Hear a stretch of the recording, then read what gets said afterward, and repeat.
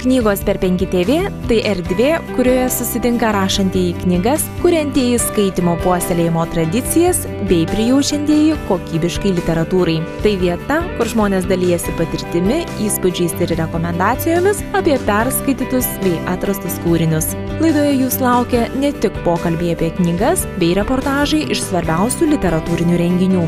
Knygos per 5 TV – tai tavo gerų knygų gidas.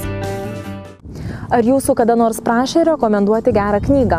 O gal pats dažnai teiraujatės patarimo? Kas apskritai yra ta gera knyga? Su šiuo klausimu kreipiamės į žinomus Lietuvos žmonės.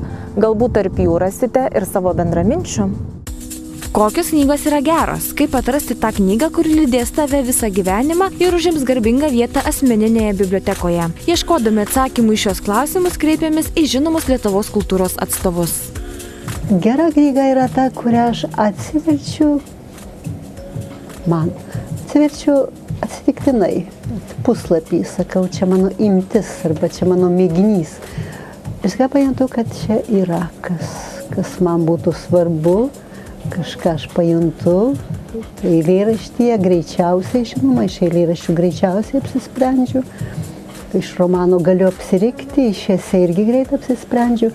Ar tai yra man? Taip ir pasakyčiau paprastai, be jokių gudravimų. Gera knyga yra ta, kuri yra parašyta man. Gera knyga yra ta, kurią skaitai ir širdis džiaugiasi, o gera knyga gali būti ir labai gerai papasakota istorija, kas mūsų autoriam rečiau pavyksta, ir gali būti gera knyga tokio sudėtingesnio teksto su įvairiausiam aliuzijom, įvairiausiam nuorodom į įvairiausius šaltinius. Tai irgi gali būti gera knyga. Ir žinoma, gera knyga turi būti parašyta gera kalba, turi būti gerai suredaguota. Kada skaitai šiaip knygą, tai jeigu esi kūrybingas žmogus, tau atrodo, kad kažką galima būtų kitaip, perrašytum, kažkaip kitaip galim pasakyti, geriau va čia, arba... O kada skaitai gerą knygą, tai tu to nepastebi net. Ji tave ir perskaito, ir perrašo, ir tu išeini perkeistas po geros knygos. Kuri nepalieka abejingo tokio skaitytojo kaip aš, kuris yra jau persisodinęs ir skaityti jam yra jau nuobodu. Bet gera knyga niekada nepalieka abejingo. Tik tai gaila, kad, nežinau, gal čia ta rašymo mada yra labai išplitusi, kad, sakau, visiems atrodo, kad rašyti yra lengva.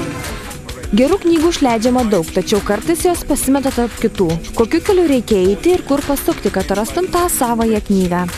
Skaitytojai šiaip tai reiktų kliautis ir labiau galbūt netgi savo nuojautą ir žinoma apžvalgininkų šiek tokia nuomonė, rimtų apžvalgininkų, kurių yra tikrai esu ne aš vienas, esame daugiau žmonių, kurie patarė kokias knygas skaityti, rašo recenzijas. Tai šiaip jeigu žmogus nori pasirinkti kažkokią įdomesnę knygą, jam reiktų dar pavartyti ir kultūrinę spaudą. Jeigu jis jos neskaito, jeigu skaito, tai jis daug maž žino, ką skaityti.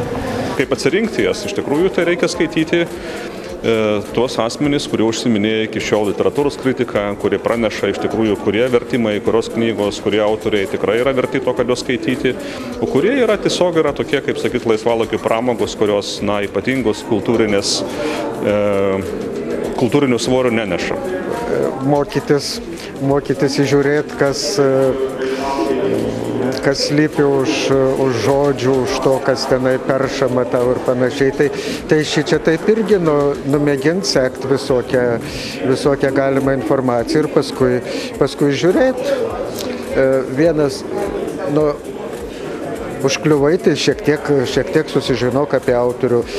Kitas daiktas verstinės knygos, tai čia jau taip aš galiu pasakyti, kaip pats dažnai renkuosi, nelabai žinodamas apie originalą, tai man daug pasako, kas iš kolegų šitą vertė. Kartais geros knygos paieškos gali užtrukti, kelias iki jos būti vingiuotas. Juk knygos kaip ir žmonės gali būti apgaulingai geri iš pirmo žvilgsnio, bet niekam tikia, kai juos įsileidai savo gyvenimą. Kad ir kaip būtų, po ilgų ieškojimų anksčiau ar vėliau tikrai maloniai leisime laiką skaitydami tą gerąją knygą.